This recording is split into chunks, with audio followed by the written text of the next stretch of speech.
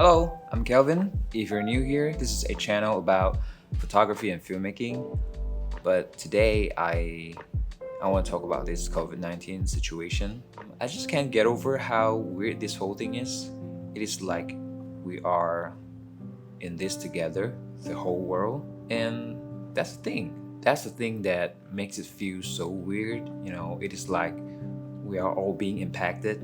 The entire world it's connected, and it is not about country issues anymore. It is not about religious issue anymore, and it is not about different races anymore. But it is us, just human beings. Strange, right? I saw this post on Instagram the other day. Check this out. This is from my favorite photographer, Platon. I'm gonna read it to you guys, yo. We have all argued with each other in the past, but now those conflicts are over, for we are united by a common bond. Survival. So true. Let me show you guys something. Check this out. We call this highway Pasiaran Surian. It is super traffic jam all the time, and look at this now. It creeps me out, especially when it is 8:30 in the morning, and it's supposed to be the busiest and crowded time. And look at this area as well, Dataran Sunway. You'll be considered very lucky, even though if you got a double park here. Look at this area outside my studio. Same, you need to be really, really blessed to be able to find a place to even double park. Forget about legal parking here. Just forget about it. I've been staying here in Kota Damansara for over 2 years now. I've never seen this quiet down here. And almost every store has a sign that says we are closed.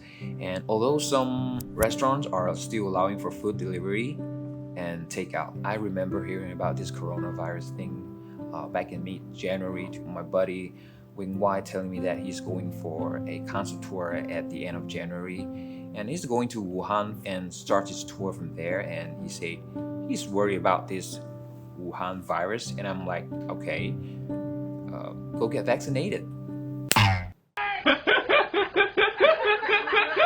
I clearly thought that it's some local influenza virus, so they name it Wuhan virus. But the fact is, it is a novel coronavirus. I believe last year around the end of December, all of us here in Malaysia is very concerned about the influenza because the Chinese New Year is around the corner and we don't want to catch the influenza. So it is quite a hit topic at that moment. I clearly thought that this Wuhan virus is about the influenza. On this year, January 23rd, the central government of China imposed a lockdown in Wuhan and other cities in Hubei province to quarantine the center of an outbreak of this disease. After that, I don't know the exact date, but it is around the end of January. Malaysia started to have people infected, and Sabah, a state where I grew up, started to reject tourists from China. That moment, we all know that it's going to be a global pandemic. On March 16, 2020, our Prime Minister announced the Movement Control Order, which means some sort of forced social distancing. Everybody has to stay at home, and non-essential service providers have to stop operating for 14 days. Untuk melaksanakan perintah kawalan pergerakan mulai 18 Mac 2020. This is crazy, and perhaps the first shocking order that I've known since I was born and live in Malaysia. It is such a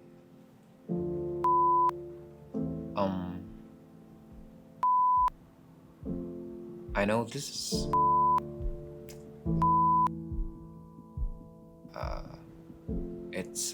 it's heavy but inevitable, and I want to take this opportunity to talk about this. Since we are all in this together, let's not attack each other. The world needed more love and positive thoughts than it used to. Instead of cyberbullying and attacking others, let's spread love and educate others. I know some people are really mad at someone or some group of people, but let me give you an example. If your wife or your spouse is wearing something stupid, I bet you won't scold them. Stupid, you idiot! That is such a horrible dress! You won't, right? You won't do that. But instead, you probably say, honey, I don't know about fashion, but this dress seems a little off for me. I think this dress couldn't show your full potential. See, you do this because you love them, you don't want to hurt them, but still, you don't want them to look silly, so you educate and advise them with love and good intention. You know, the same goes for people doing silly things, if you will. Even though that seems like common sense to you and you thought that is silly, but some less educated or less sensitive people might think otherwise. So be a more empathetic person, try to educate others but not attack others. But make sure you train yourself and read tons of stuff before you decided to educate others, and don't share things that you don't know. Be responsible for the stuff that you forward. I'm obviously not qualified to talk about medical things, so I'm not going to. If you wish to share things to people, a good rule of thumb is try to share the direct website link from the WHO website, CDC, and Ministry of Health Malaysia. Their Facebook, it's Kementerian Kesehatan Malaysia. Sometimes their Facebook will have updates on misinformation and fake news, so go ahead and follow them, like their page. And be careful of those clickbait title. Check this out, I got this forward text from a lot of my friends and family, not just once, so it is worth mentioning, you know.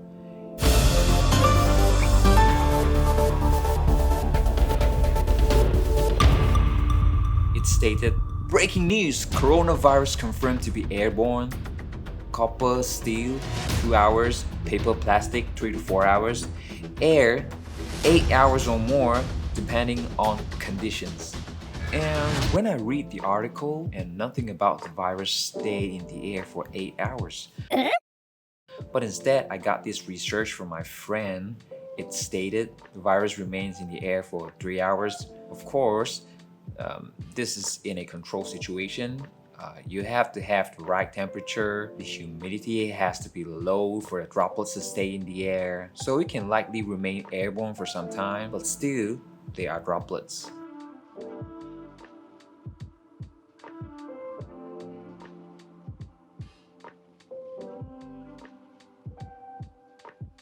This is not a true airborne virus like measles, at least until this date.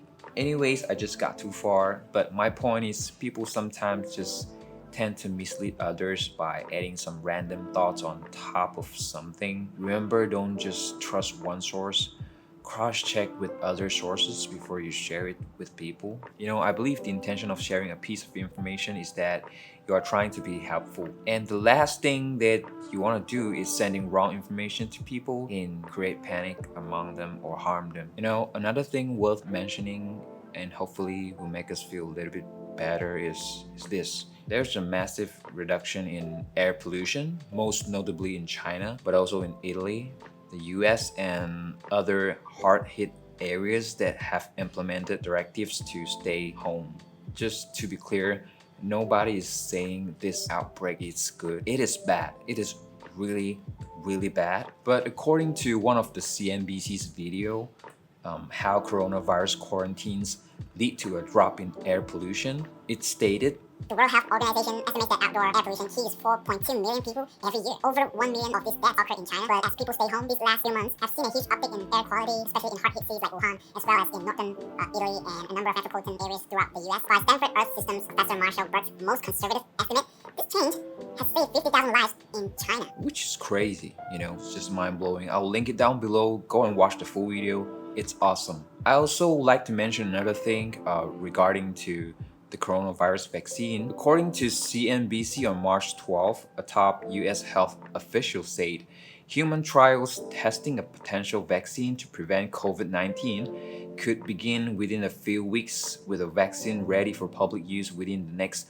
12 to 18 months. And on the same report, this is what Dr. Anthony Fauci said, you know, the director of the National Institute of Allergy and Infectious Diseases. I would hope within a few weeks we may be able to make an announcement to you all that we have given the first shot to the first person. And according to The Guardian on March 19th, researchers at Oxford University, led by Professor Sarah Gilbert, are planning a safety trial on humans of what is expected to be the UK's first coronavirus vaccine next month, which is this month.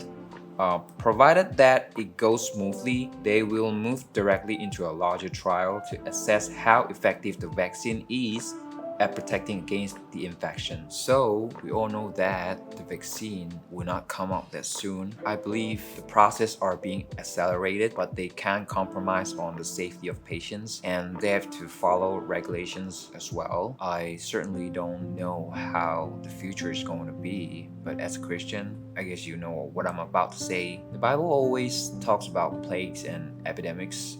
Also, we all know that for sure God is in control of everything. And being too panicked and worried doesn't really help with the situation. And don't panic when you see total number of cases are going up, because it will keep increasing as we got more testing kit and more people are being tested. The so-called flattening the curve, takes time, so please allow a month or two for the effects to take place. We should be alert and not anxious. That's what Dr. Mike say.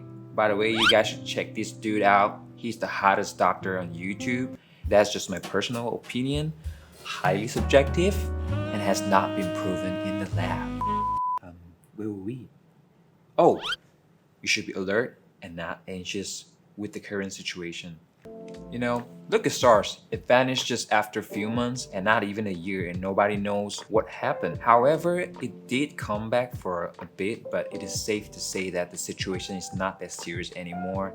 The vaccine researchers just need to completely abandon their research after that, because there is no need for that anymore, and they face difficulty in getting funding to test the vaccine in humans. However, in a recent video by Dr. Mike interviewing Dr. Fauci said, "I really don't see something as robustly transmitted as this disappearing the way SARS did."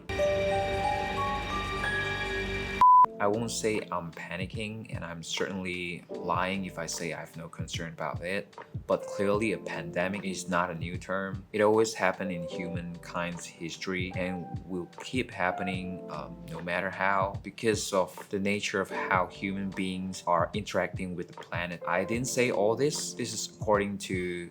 Hold on, I just want to get her name right. I'm Alana Sheikh. Alana Sheikh. She mentioned it in a TED Talk. She has been working in global health for 20 years. In her TEDx talk recently, "Coronavirus is our future," she said, "This is not the last major outbreak we are ever going to see. There is going to be more outbreaks and there's going to be more epidemics. That is not a maybe, that's a given. And it's a result of the way that we as human beings are interacting with our planet." I will link it below. Go watch it. You guys can check out this website as well about the history of pandemics. I will link it down below as well. It is pretty interesting. It is a website by Visual Capitalists. They published this in March 14, so the numbers of death toll of COVID-19 may vary, but they do update it always based on the estimation of Johns Hopkins University. I suggest we all gotta study more and educate ourselves more about this topic.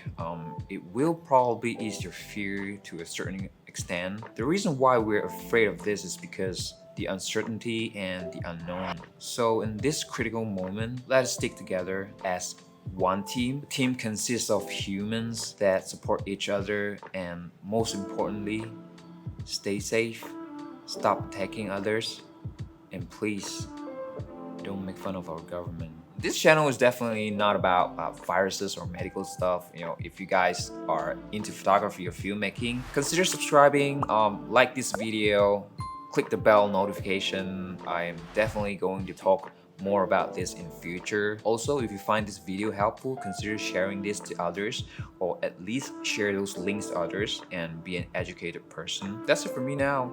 I will see you guys next time. Probably an update like this or something related to photography or filmmaking if I'm feeling it. So, bye-bye.